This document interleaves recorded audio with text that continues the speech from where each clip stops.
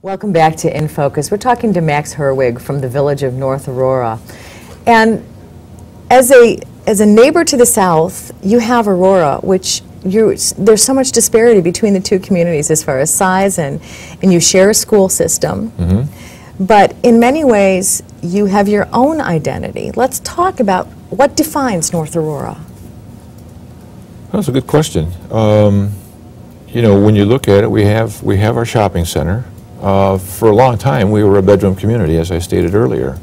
And one of the things that we're trying to strive for is a solid identity. We're working on a riverfront enhancement project that right now it's projected to be a 10-year project costing close to $32 million.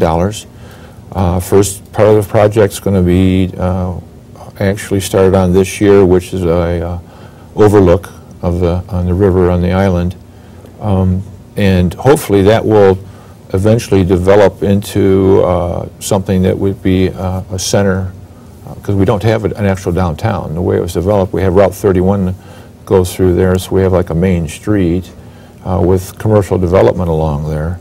But in the future, I see that the riverfront will take on a form of an identity for North Aurora, as it has for like Batavia and Naperville. You know, Naperville's Walk, Batavia's, Geneva has one. So it's been something that I think the residents of North Aurora who've been here for a while have struggled with for years. And you know, some people were saying, why weren't we called South Batavia versus North Aurora? But that's the way it has, you know, come about, so you just have to live with it and do the best you can to understand what the residents want and try to put that identity in place for them. Well, initially there were about 4 miles buffer between North Aurora and Aurora, and now if you drive down 31, it's totally contiguous. You don't really know when you're leaving Batavia and entering North Aurora if it weren't for the signs. Right. So that riverfront would really provide an identity or define I think so, yeah, I think it would. We'll find out. And where does the money for a project like that come from? Well, the first part of the project, we've got a grant to do that, and what we're looking for is to take the riverfront project and actually develop that into a nonprofit organization, so that with a nonprofit organization that allows us to have access to more money and to raise money for it. And not, you know, have to worry about taxes and things. So the Riverfront Enhancement Committee that we have right now is working on, with our staff, is working on putting together a nonprofit organization to help support that. And that kind of goes hand in hand with a volunteer initiative. Right, right. Yeah, one of the things that something like that requires is, of course, a lot of volunteers and, you know, free labor and whatever. So we have a good plan. The committee's done an excellent job working with the residents. We had residents come into a couple of sessions where they sat down and talked about what would they like to see. And so we've had hired a company to come in and help do that. And it's turned out pretty nice. It's a nice plan. So. That communication with the residents, how important is that in a community of the size of North Aurora? I think, my personal opinion is that communication with the residents is very key. I mean, when you think about the fact that we're using their tax dollars to do things, it's important that they're engaged with it. You know, I believe that that as elected officials, we need to at least listen to the residents, to their thoughts. It doesn't necessarily mean we have to act to everything that they want. We have to look at a comprehensive plan, see what fits, and weigh that so that, you know, you take the emotions out of it and stuff. But I think the input from the community on any project like that is very important. Very important. And how would you describe the community, the demographics of the community? Well, I think we're made up of, we've got 3 generations of residents, up to 3 generations, some 2.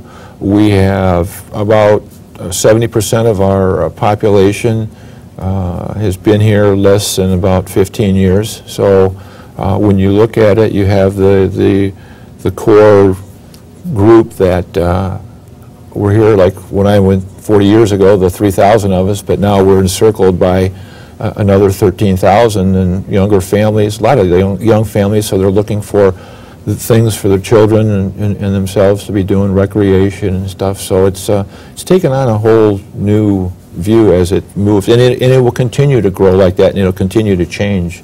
So as the economy turns, we hope that we'll get our developments back, our commercial developments. We'll see more growth in our residents. We'll get the restaurants, the Olive Gardens, and the Red Lobsters, and the Starbucks in there that people would like to see and would expect.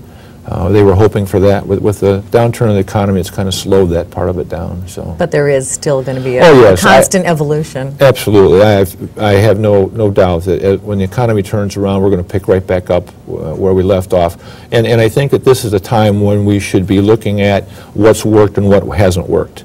There's things that we've done in the past where we've looked at it and said, okay, if we had to do that over again, we would do it different. And we've changed some of our building ordinances to adjust that for density of housing for multifamily.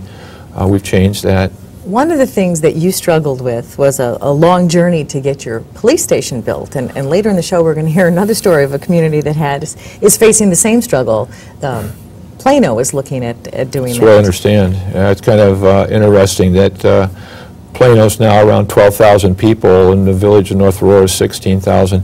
I got on the board. I ran in 1995 as a trustee, specifically because of the fact that we needed a police station. It took us 14 years to get through that journey, and a lot of it was, where's the money going to come from? That was the initial real impact, because our revenues were not there to support what it would cost. At the time, the building a police station, what we wanted was around $4 million. Now it's going to be coming in. Our bond was passed at $12 million.